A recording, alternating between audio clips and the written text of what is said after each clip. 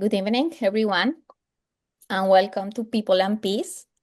This is a talk show, a conversation series hosted by the Center for Modern Aging, Princeton. Each month, we invite someone whose story, work, or presence helps us reflect on what peace means in our communities and in ourselves. Whether we are exploring history, art, leadership, or everyday acts of resilience, People and Peace is about slowing down, listening, and holding a space for conversation that connects us. My name is Ana Gonzalez. I am the coordinator of Culture and Community Connections here at the Center for Modern Aging Princeton, and I'm glad that you guys are joining us, whether right now, live, or later on our channel on YouTube. Tonight's episode is a very special one. I'm honored to turn it over to our wonderful host, Conrad Strauch, who will guide us through the conversation and introduce our remarkable guest, Linda Madani. Linda, thank you for your vision, your voice, and your heart. We are grateful to have you here with us.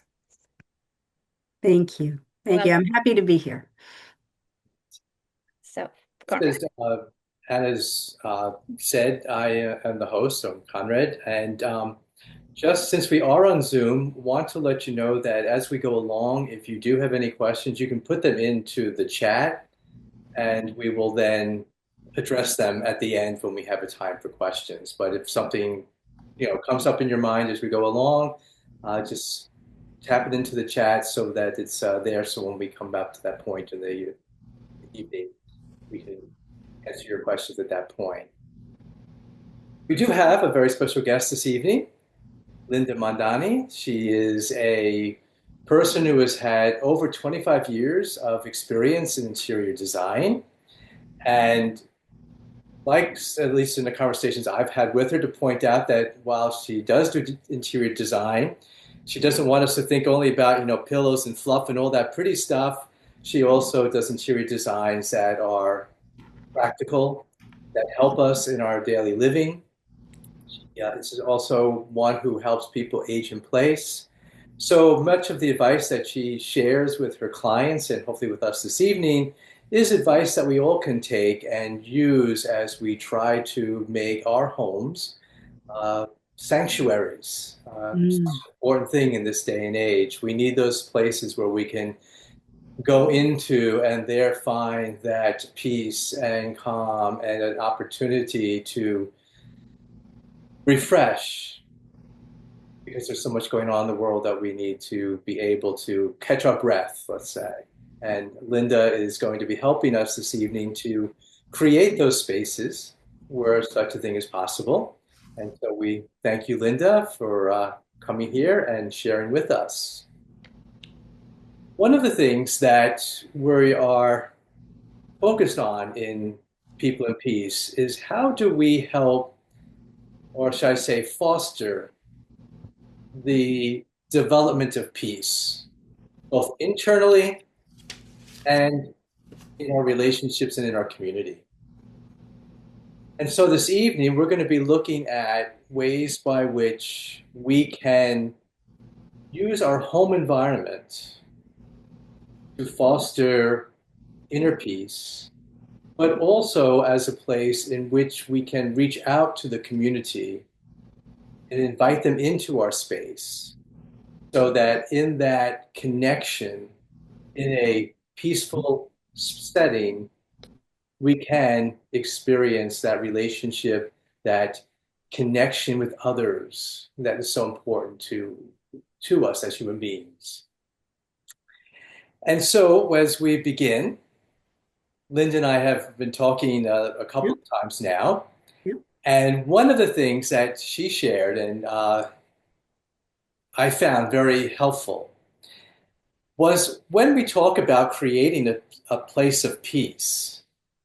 She had been using a different word, and I think it says a lot. Linda usually referred to it as healing, a healing space.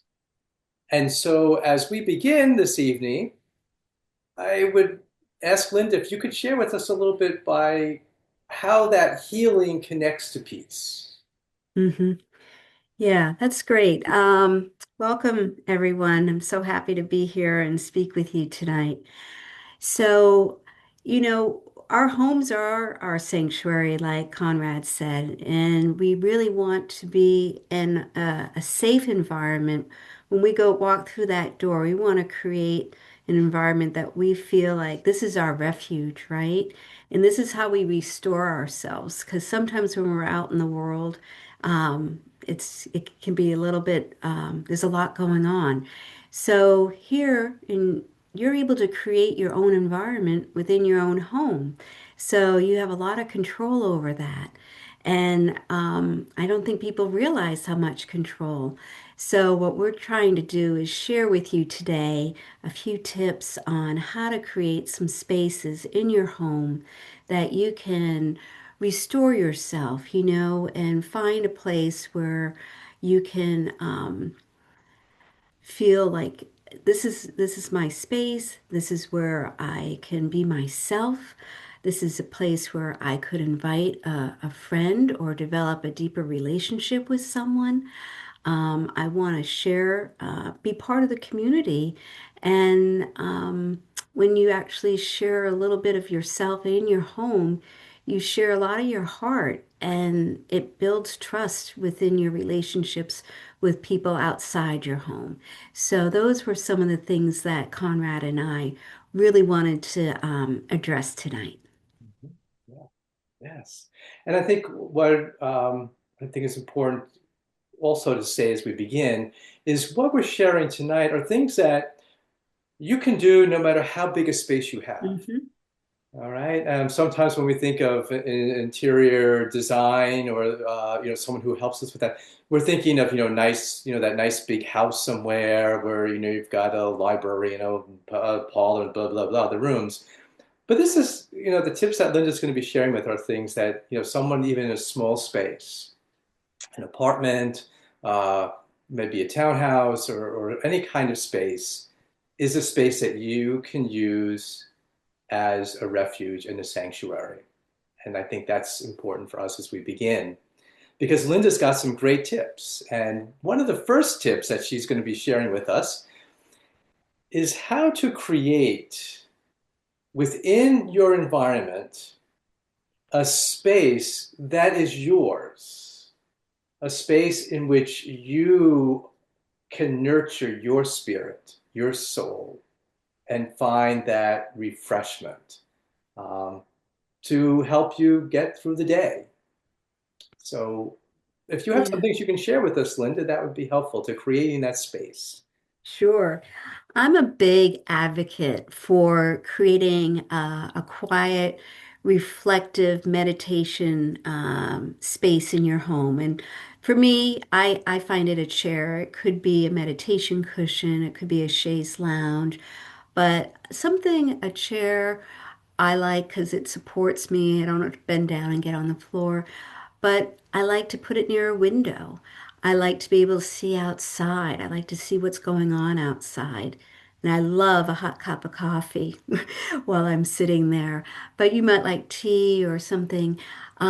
But it's a spot where you can bring your journal, you can do your daily meditation, you could do prayers, but creating a clutter-free zone in a small corner of your room, and you just sort of have that as your space. So anytime during the day you feel like, hey, I need a break, I'm tired, you're training your brain that this is a space of safety, this is a space of restoration.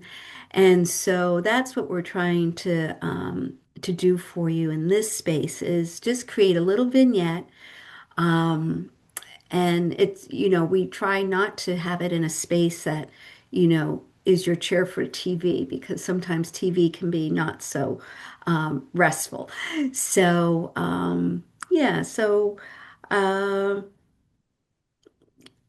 creating a meditation and a reflection space is something that you need to spend maybe 5 minutes and then you can build up. 10 minutes, 15 minutes, a half hour. And that way, you're creating a habit in your life that will be something that will give you many benefits. It lowers stress, it improves your mindfulness, it gives you emotional grounding. So, those are why I like to recommend that as tip number one. Yeah. When you were saying that, and I was looking at your slide here, do you find that if we have a habit, say that chair that you have there, Hmm. and that has become our meditation space, our reflective space, our quiet space, whatever you want to call it, refreshing space. When someone is experiencing some kind of, maybe anxiety or distress or whatever, just because that is a place where I usually go for peace and refreshment, when they go in there, does that usually then help them? Just because of what that space has become. Right, because this becomes a trigger, right? So just like anxiety is a trigger, this is a trigger of peace and safety. So when you sit there, then you're meditating or you're praying or you're bringing your anxiety level down because this is a space that has already been proven to you that this is where you want to be, and it has good grounding for you. And so I think, yeah, you get rattled, you got cut off on the highway or somewhere, and you're like rattled, and you come in and you sit in that space and you have a cup of tea, and it's going to help you, right? Glad you said tea. I had a nana, one of my grandmothers, who believed that tea was the solution for any issue. Cup of tea, Absolutely. Tea, coffee, cup they're of tea. interchangeable. That solved all problems.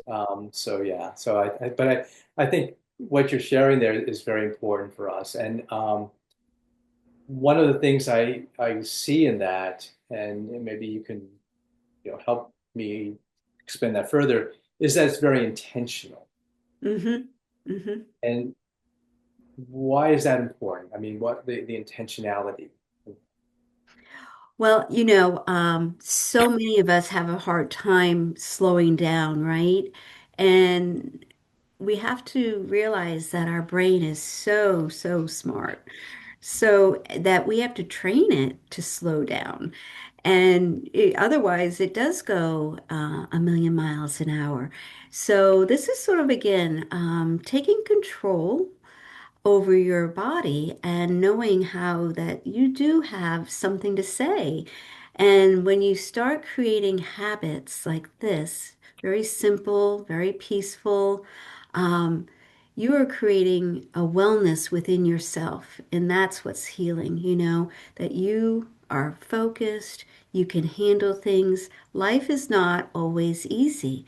And we need to be able to be strong and we need to be able to be resilient, and we need to be in a space of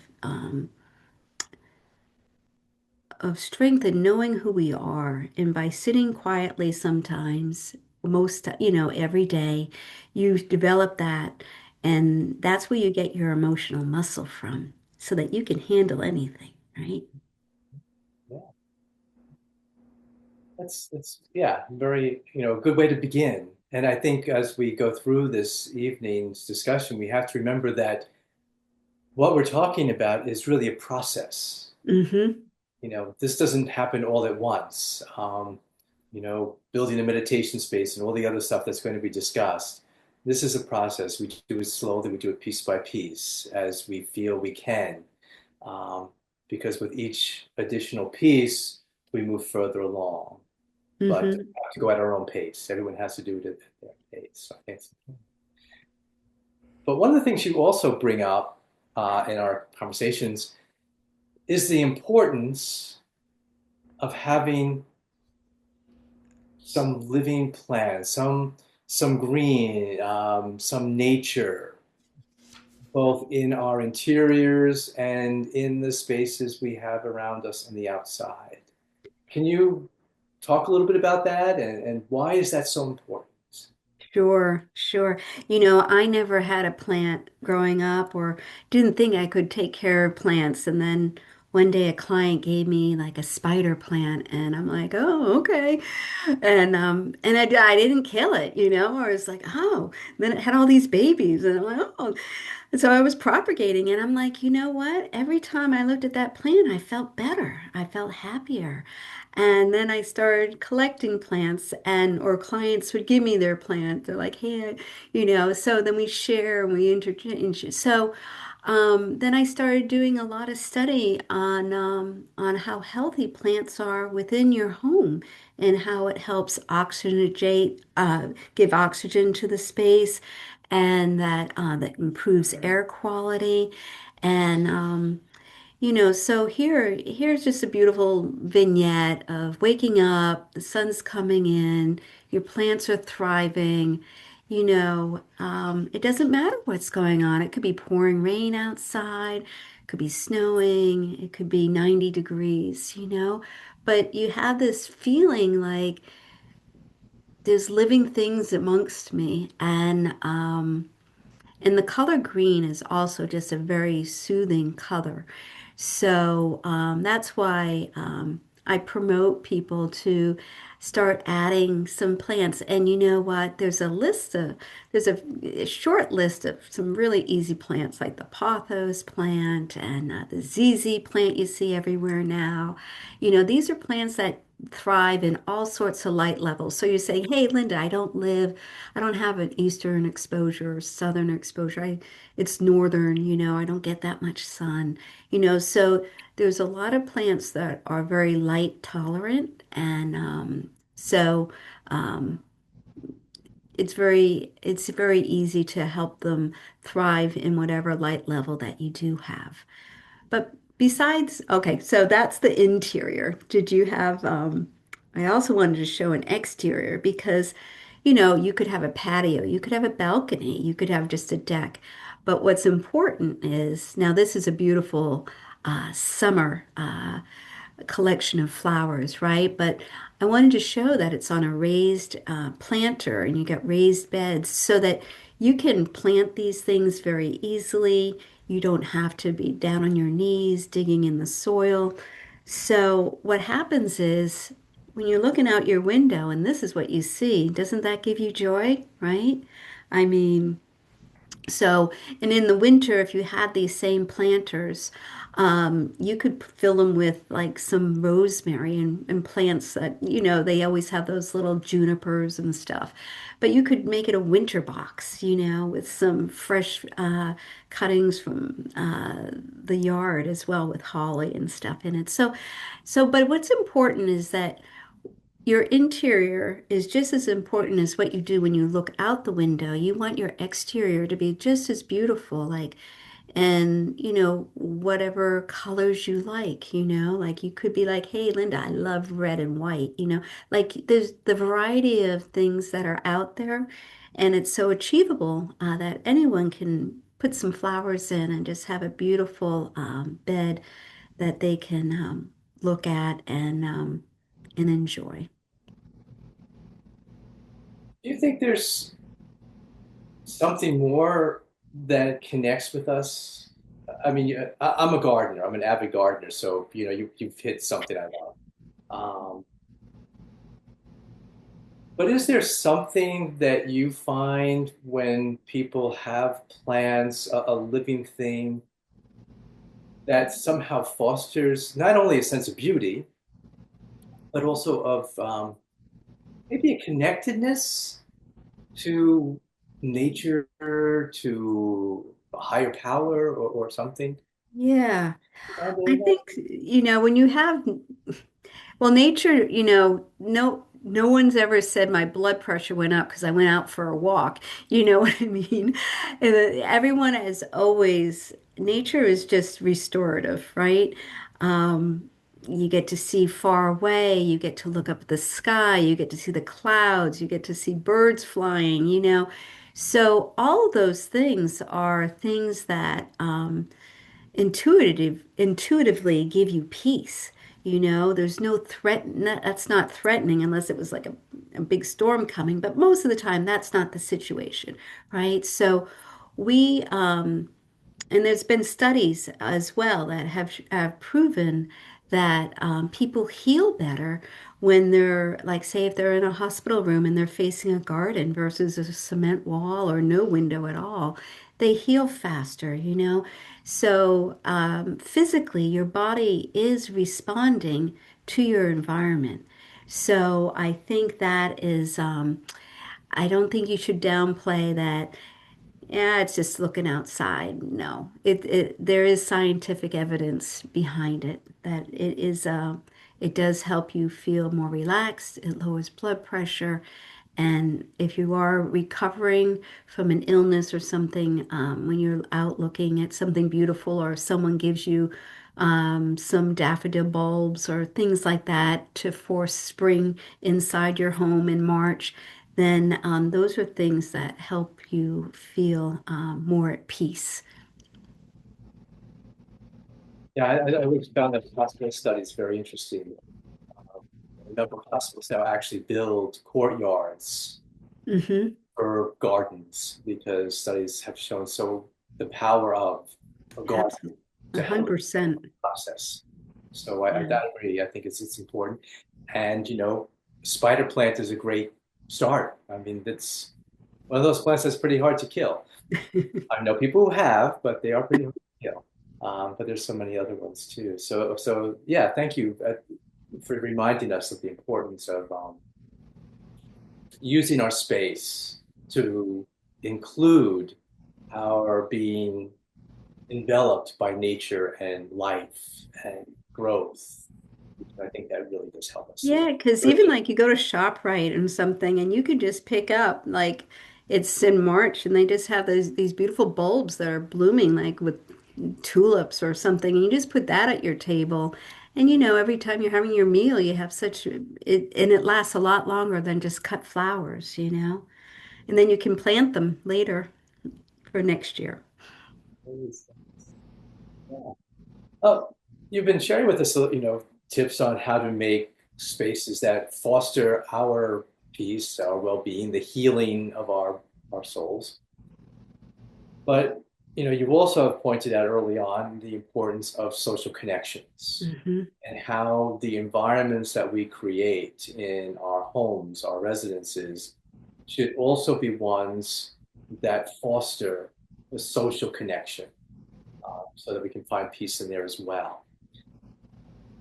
Can you share with us a little bit about how to create an area? And I know a meal is important, or as some of us like to say, breaking bread is a great way to fellowship with others, the sharing of bread. Um, what would you recommend as a way to foster an environment in our homes for that connecting? Yeah, I think so often people are a little intimidated to invite someone over for a cup of tea or a cup of coffee. And I find every time I invite a friend over, um, it, the conversation just goes deeper than if I met them out at the coffee shop or, in town, because you're sharing your personal space with them, but they feel important. They feel like, wow, you really took the effort to invite me over, and they just felt like they get that deeper connection. So, and you don't have to be like the Martha Stewart or anything. You just a cup of tea or a cup of coffee and some biscuits and fruit.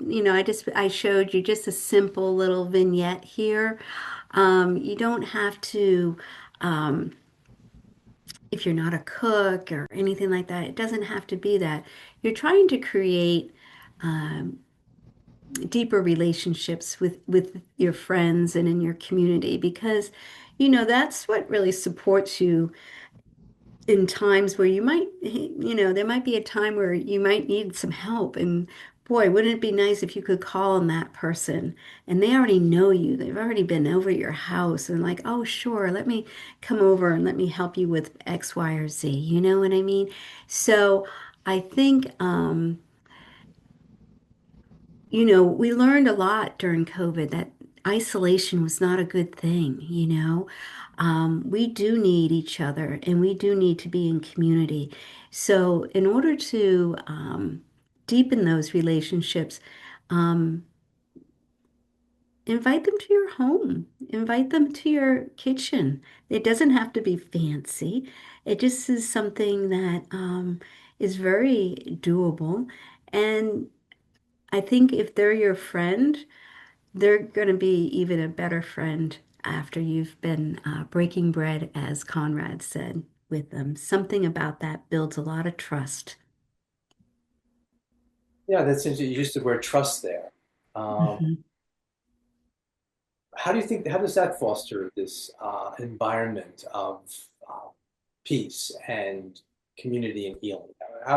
What part does trust play in I think trust is a big word because I think a lot of people are sometimes afraid to expose themselves. Like, if you really knew me, would you really still be my friend? Or would you really, and here, when you get to be personal with someone and they get to be in your home and you're sharing, um, it breaks down so many barriers. All of a sudden, like all the shingles come off, and it's just you and that person. And it's just a beautiful thing. I don't know if I can explain it perfectly, but I think everyone should try to help foster your relationships to a deeper level because we're here for each other, right?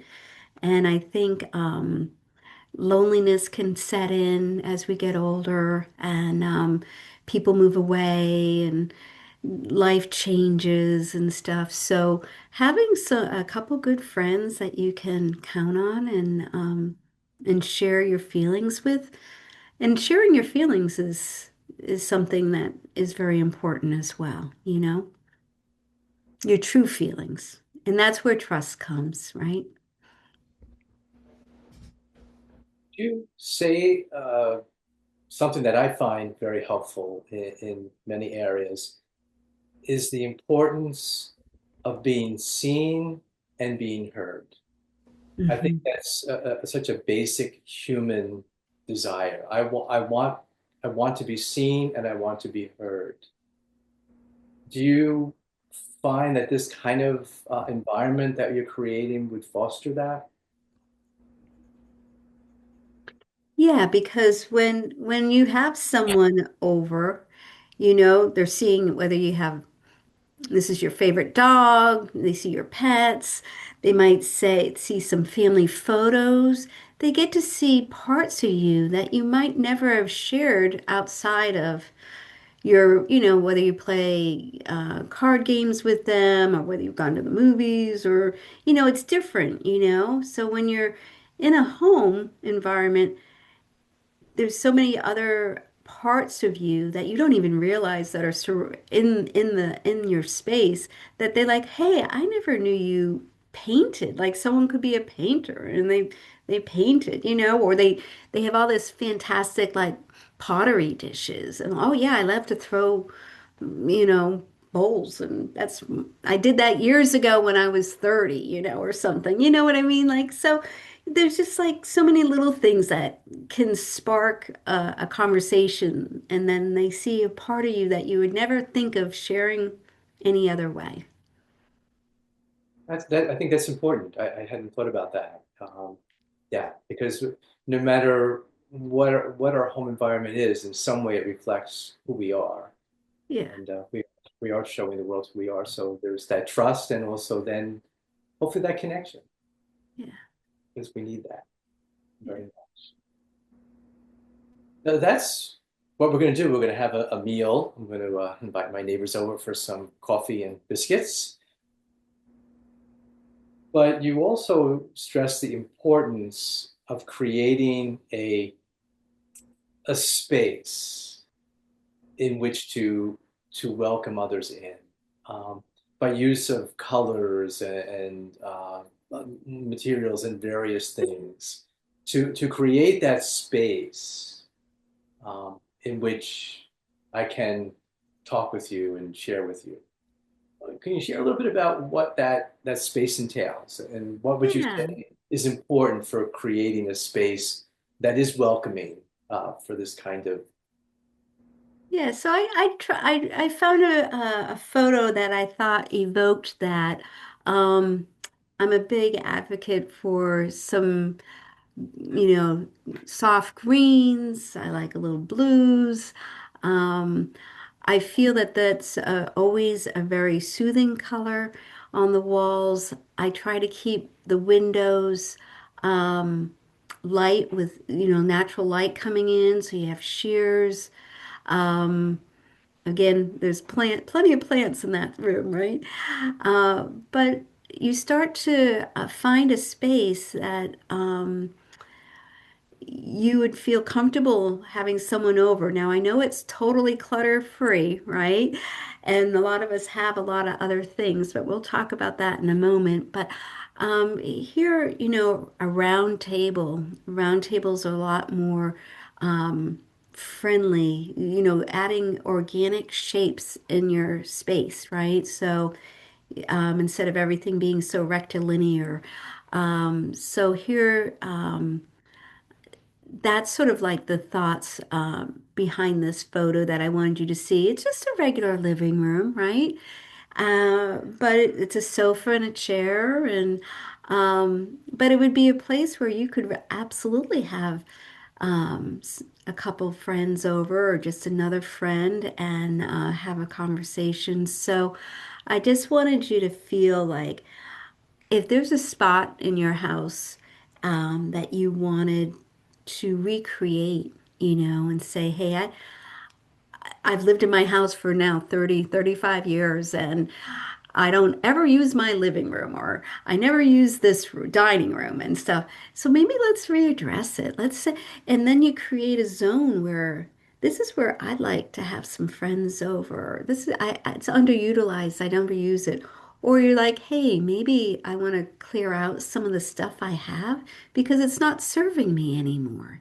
Maybe I've inherited too many things from family members who have gone before me, and I've collected all their stuff, but it really doesn't reflect who I am.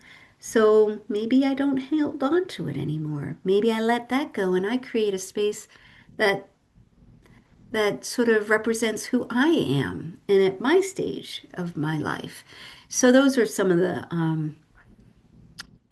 thoughts behind this vignette. Yeah, I noticed there's no big screen TV in it, though. No. That's right. You don't want TV going on when you're entertaining. You know, no gathering around the big TV, and this seems much more designed for conversation, for Yeah, interaction, yeah, rather. yeah. And you know what? And if you did have a TV in this room, you can just, on all our cables and stuff, you can just put they can have a fire crackling, you can have a waterfall, you can have a fish tank. You don't have to have a black screen on the wall. You can make it interactive in your space as well when you're entertaining. That's probably a very helpful idea for those of us who don't have like a separate den where you put the TV, and then this is a nice. Yeah, and then those fish aquariums on the big screen, they look so real. It's kind of fun. And you don't have to clean it. Yeah, but I think as you're saying, what that does then, so you can actually utilize a space for those of us who have to combine, Right, a living room, family room. you can still have a space in which you can bring people in, and that, like, this is a great idea, doing something like that with the TV and stuff. Sure. And say you say, hey, Linda, I have a lot of books. there's no reason why you can't be putting bookshelves on the wall too. You know what I mean? Like, it's great that you have a lot of books. So, you know, so it's just a matter of you want to have your things organized, right? So that, you know, you can put books up. If you're an audiophile and you still have a lot of CDs, again, you can do the shelving and you can place some of your favorite CDs that you like when someone comes over and just share that. Or just this could be your space too, you know, nobody's there, just you, but you get to enjoy it as well. So it's not, remember how it used to just be, oh, you can't go in that room, that's only for company, you know. That's not the case anymore. You should be using every piece of real estate you have. Uh, there's no more plastic on furniture. Like Oh my gosh. I don't see any there, I don't know if they ever make that anymore. I think we're dating ourselves. They don't do that anymore. Okay. I hope not. I'm showing my age, I guess, that I Yeah. remember those days when couches had plastic. My grandmom had that. Yeah. Yeah, not very inviting. This looks much more inviting. And what I've noticed in the slides and in your conversation so far is the importance of focus. That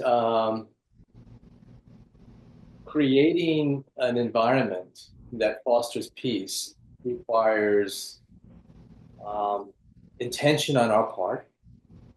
You know, it's not something that you just throw together; it just happens. But that it also um, becomes the focus of what the environment is. Hmm. And I think that helps us as we try to picture how we can do it in our own spaces.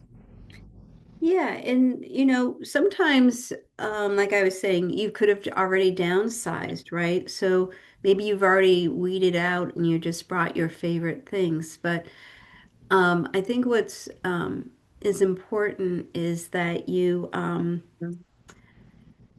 know, we all carry like a lot of stuff with us, right? So we need to make sure that what we're bringing into our spaces are things that serve us, right? So I know clutter sometimes is a hard thing for people, and and maybe you just start with that first little vignette where I showed you where the chair and the table and the coffee mug where you have a meditation space. Maybe that's where you start and you just and then you say, "Hey, this feels really good," you know. And now you have that dedicated space and then you're like, "Hey, maybe like look, I took over my daughter's room for like it's a guest room now, but I like, you know, I like to do my Zoom calls in here and I like to have my plants and, you know, but I packed up all my daughter's stuff. I might have a couple little things that she left me, I kept for as mementos, but I didn't need like the biology book or I'm like, no, it all went with her, you know? So, but now I have a space that I can, it just doesn't sit empty, you know, especially during COVID. I used all, you know, I needed a room, a Zoom room, you know, and so I created a Zoom room for myself that I just liked, you know, I'm like, that's where I go. So you can sort of create spaces within your home that represent what you're going through now, you know, never had a Zoom room before, didn't even know what it was until a few years ago, right? Now everyone's like, yeah, can we go to Zoom? It's cold outside. Or the pipes broke. Right. You know, but so yeah, so I think yeah. You've mentioned a number of times clutter Hmm. and things. Could you, share with us why would it be important, or what would be the benefit of decluttering, which is, like I understand, a rage right now? Um, what would be the benefit of doing that? How does that help foster a healing, peaceful environment? And then how do you begin? I mean, for some of us who are older, we've had decades of opportunities to accumulate things. So Yeah. where did you even begin? Maybe share. Well, I think I'm trying to create some breathing space, right? So, and in creating breathing space, we need to sort of purge a little bit, right? So, because I think what happens is our minds are so full that we're easily distracted if there's just clutter all around us. Oh, I should be doing that. Oh, I got to get rid of that.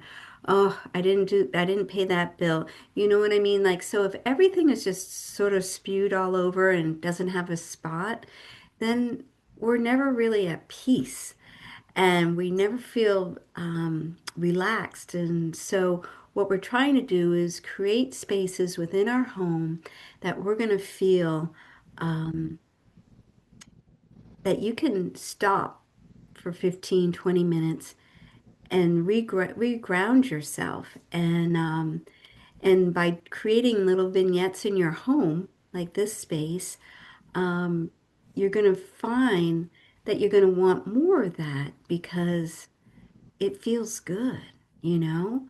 It feels good to be like, hey, I like this. I like what I'm thinking about. I like what I see.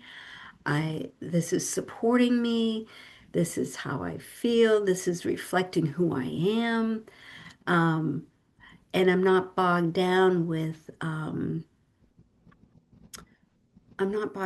things. So, you can have your picture of your loved one that you miss. Maybe they've moved on, and you really miss them and stuff. You could have a little candle next to them and light them and have a conversation. You got to give yourself moments of quietness. And I think people are so busy with noise that their nervous system is like always shaking. So by bringing the nature in, by bringing plants in, and it starts to calm the body down, and then you start to feel like, hey, uh, you know, I feel good today. I don't feel so frazzled. Because when you feel good inside and in your mind, your whole physical being becomes better. I mean, everyone says, oh, well, I can't get rid of my stress. And I'm like, yes, we all have like stress, but you can control what you put in when you're in your own home. So you have to remember that you're in control. And sometimes you don't think you are, but you are. And so this is how we control our environment. This is your interior space, and your interior space in which you live is a reflection of how well your interior soul is.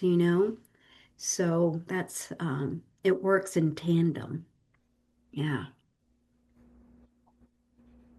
Well, thank you. This has been great. Share some important information. And as we're at a point now where we usually open up for some questions, I I'm not really good on Zoom, though I've done it for years. So I'm going to have to turn over to Anna if there's any like questions in the chat space. Maybe she could let us know, and then also we can take any questions from those Yeah. of you who are on Zoom. Thank you so much, Linda and Conrad, Um, for the conversation. We have a question from Adelaide. Do you want me to read the question, Adelaide, or do you want to ask? But well, so I live in this apartment building, and so it gets very hot sun in the afternoons, and no one has plants on this side of the building. And I've often thought if we could have cactus or something like that, I just think it would be really good to be able to look so out. you face south then, Adelaide? Yes, we face Yes. south. Yes. Yeah. So succulent plants are good for southern exposure, right? And so you could, um, you know what I mean by succulent plants, Well, so it's like, I think so because and plants within my house do well on that because there's an overhang here. But anyway, has anybody ever put a plant on a south facing deck? It would it'd be a night, to look out there, it'd be very pleasant.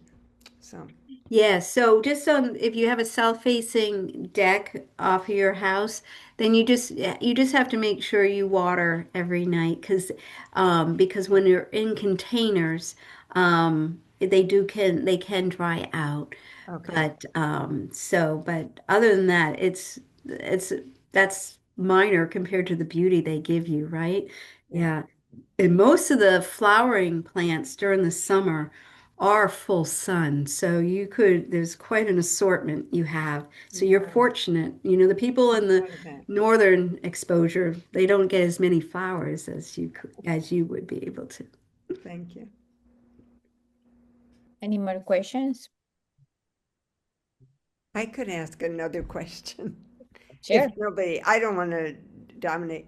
Go ahead. So when I moved here, I sold my husband died and I sold my house furnished. And so but what I have is white oak, like this cabinet, and I have some other pieces. I'm thinking of painting it, and I think it's a sin, to paint this beautiful wood. But then I think, well, the next generation can strip it and say, what did they do that for? It's like, yeah, I really thinking about painting this beautiful oak furniture. I don't know, or what? I don't know. Well, it takes a lot of time to paint those things. So, is it that you just don't like the dark wood anymore? Yes, I was just visiting my daughter, and she has a white, peaceful, and she meditates and everything. And this dark furniture. I mean, there's more than this in my living room space. And I just thought I'd rather paint it than get rid of it. I think. I mean, I would have somebody do it. I wouldn't do it. Yeah. Yeah. I Well, you'll think have to see how complicated it is, but it's versus complicated. purchasing Okay. lighter wood for you. But why don't you try one piece and see how you feel? Yeah, that's good. You know? One piece. Yeah. Start small. You don't have to take on the whole world. Yeah. Okay. I'm glad that you're here tonight. From Judy Clutter. Yeah, I think you are I muted. feel overwhelmed by clutter a lot of the time. Okay. And I most of it is papers.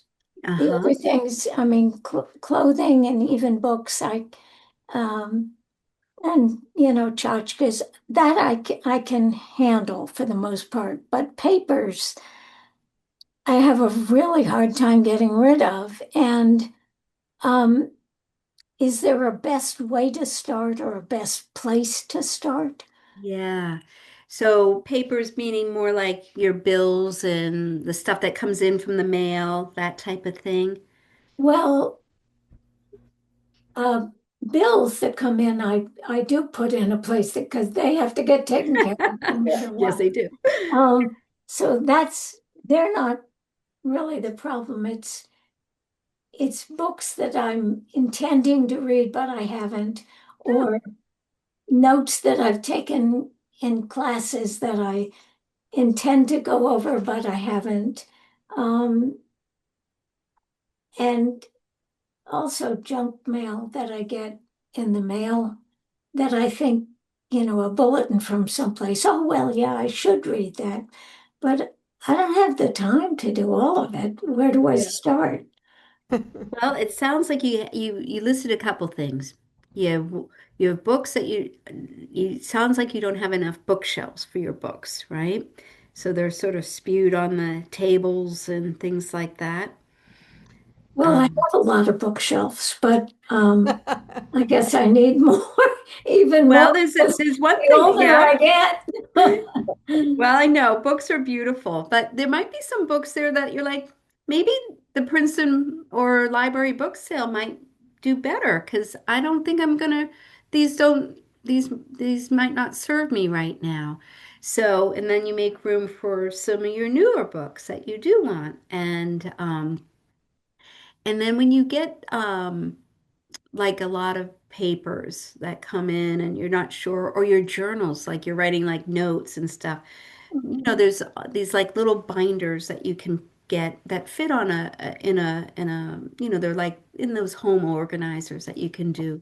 And you can just keep them in that, and then you can put those on the bookshelf. So you have your section where you're like, hey, here's my note taking, because I love to take notes, and I love taking notes too. So I have different binders for different things. And then those all are on one area. And then you have your books. And then of course your bills need to, you pay them, and then if you need to keep them filed for the year or so, a nice little they have these little mobile file pads that you can get. So it just ends up being like a little bit of, a little discipline and making sure you put the papers instead of letting it stack. Because then once they stack, then it gets right. And then it's like, oh man. And then you don't read anything. You don't read what the book Yeah. was. You don't read yeah. And then you might Yeah. miss a bill because it got messed up in the booklet. Bingo. We're all there, Judy. We live that, So in the ideal world, we'd all have everything perfectly put away, but we can always keep trying. Yeah. Thank you, Linda. More questions?